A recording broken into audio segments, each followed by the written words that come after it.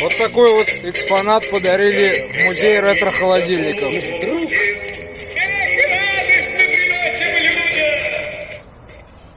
65-й год. Учитесь, Тефали, индезиты. И Sony, да. И Panasonic. Это веселые трубадуры, прекрасные принцессы.